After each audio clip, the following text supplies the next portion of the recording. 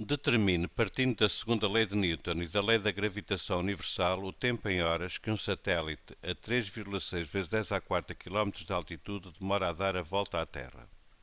Apresente todas as etapas da resolução. Temos aqui o raio da Terra e a massa da Terra. O satélite, quando está em órbita, está sujeito a uma força que é uma força centrípeta. Repare, se nós admitirmos que a velocidade dele em módulo é constante, ele descreve um movimento circular uniforme. E, portanto, para que isso aconteça, ele necessita de uma força que obriga a variar o vetor de velocidade, ou seja, que lhe comunique uma determinada aceleração centrípeta. Quem é que é responsável por esta força? Bom, nós sabemos que quem é responsável por esta força é o planeta Terra. O planeta Terra atrai o satélite e, portanto, é ele que lhe comunica esta força para que ele descreva esta trajetória circular.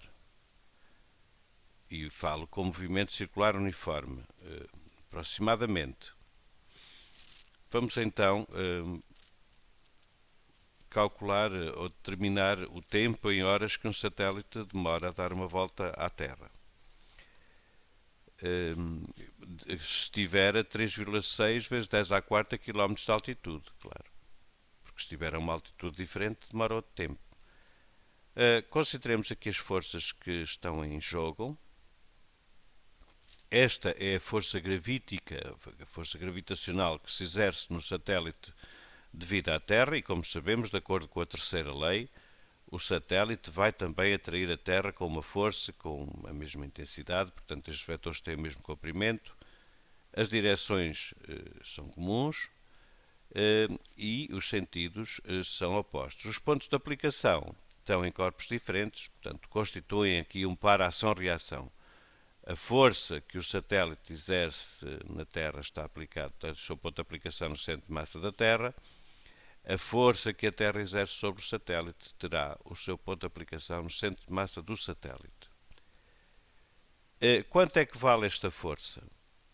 De acordo com o que já acabamos de ver, portanto, a norma desta força é a força do satélite sobre a Terra é igual à força gravitacional, ou seja, a força que a Terra exerce no satélite, é dada pela lei de Newton da gravitação universal, em que se pode calcular multiplicando aqui este G. G é a constante de gravitação universal, que tem o valor de 6,67 vezes 10 elevado a menos 11 Newton metro quadrado quilograma menos 2. Aqui temos a massa da Terra e a massa do satélite e aqui o quadrado da distância que separa os seus centros de massa. Atenção que não é a superfície, é os seus centros de massa. O satélite, se não tiver aqui uma velocidade tangencial, cai direto. Aliás, ele está sempre a cair. Quando está no seu movimento à volta da Terra, ele está sempre a cair. Podemos explicar isto noutra altura. Mas se não tivesse aqui esta velocidade inicial, se colocarmos aqui o satélite, ele cai diretamente, portanto, seguindo esta trajetória retilínea. Mas se ele tiver esta velocidade, ele continua a cair, mas porque a Terra é esférica, ele nunca atinge a superfície do nosso planeta. Mas está em queda. Mas mantém-se sempre à mesma distância porque a Terra é circular, quer dizer, é uma esfera. E se a trajetória dele também é circular, ele está em média sempre à mesma distância, mas vai caindo. Repare que se não estivesse aqui a Terra, e tendo ele esta velocidade, ele daqui a pouco estaria aqui em cima. Estaria aqui, por exemplo. Mas com a Terra aqui, ele não vai estar aqui, junto a este D. Ele vai descrever uma trajetória curvilínea e vai estar aqui ao pé deste O. Então, o que é que aconteceu pelo facto da Terra estar aqui? Aconteceu que ele caiu de D até O. Porque sem a Terra estaria ali em cima, em D. Com a Terra está em O, então podemos admitir que neste intervalo de tempo caiu para a Terra esta distância. Atenção que isto é um esquema. Portanto, nós compreendemos que ele está permanentemente a cair para a Terra. Esta velocidade vai variar e, portanto, há aqui uma aceleração. Já vimos que existe uma força e, portanto, se existe uma força, existe uma aceleração. Vamos terminá-la, portanto, de acordo com a segunda lei de Newton, temos F igual a ms(a). O que é isto? É a força que se exerce no satélite. É a força que tem que atuar no satélite. É diretamente proporcional à sua massa e à sua aceleração. Trata-se de um movimento circular uniforme, portanto a aceleração pode ser, o módulo da aceleração pode ser substituído por v² sobre r, mas como sabemos, v também é igual à velocidade angular a multiplicar pelo raio, portanto podemos substituir este v² por ω/r. Claro que ficará ao quadrado. Ou seja, eliminando este r, porque este r vai ficar ao quadrado, portanto ficará ω² r² a dividir por r, mas r² a dividir por r é só r no numerador. O ômega pode ser substituído por 2π sobre t. Ômega, como sabe, é um ângulo a dividir por um intervalo de tempo, portanto é um delta θ sobre delta t. Porquê é que é 2π sobre t? Porque o delta θ nós estamos a considerar que é um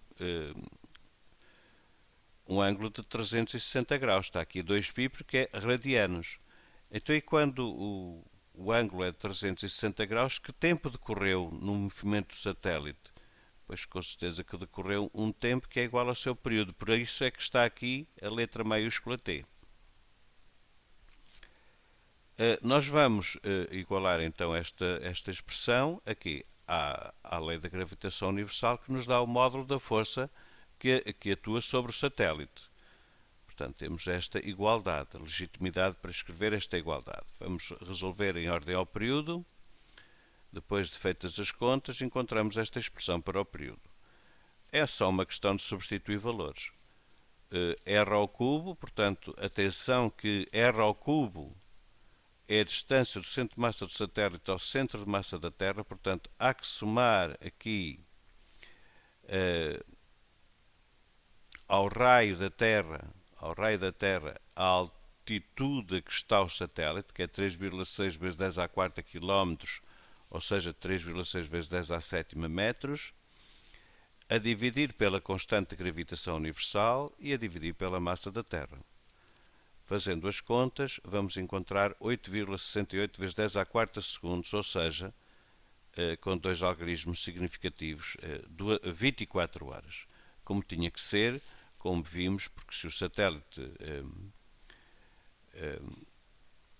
está a esta altura, 3,6 vezes 10 à quarta, é mesmo a altura que caracteriza a altitude, aliás, que caracteriza um satélite geoestacionário. Portanto, ele teria mesmo que ter um período de 24 horas.